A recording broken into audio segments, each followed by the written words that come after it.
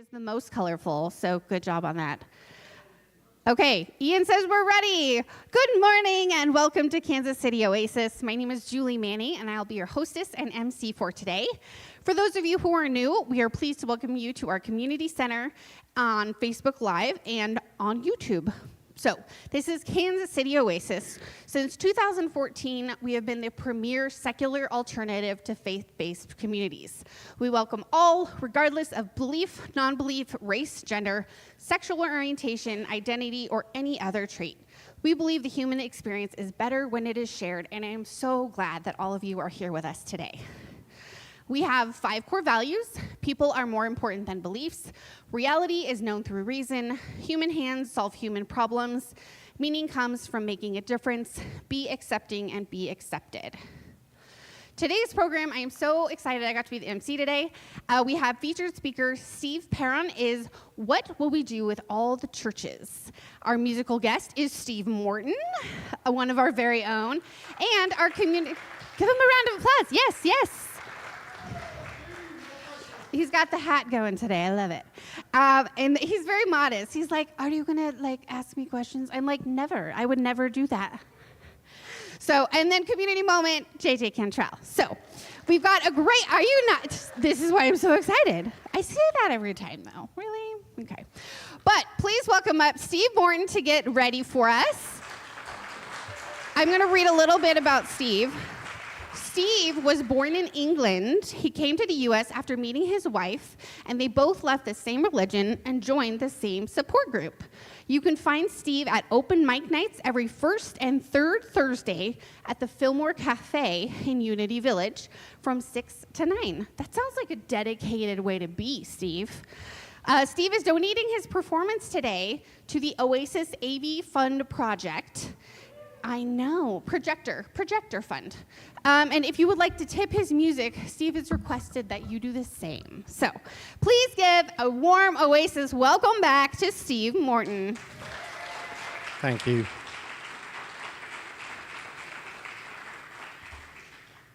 So as you grow older, you kind of start to appreciate the days more, I think. And usually, it's difficult not to take days for granted, but I like to sometimes wake up and think of this song, which is a John Denver song, because it starts off with kind of gratitude for the day. It's called Welcome to My Morning.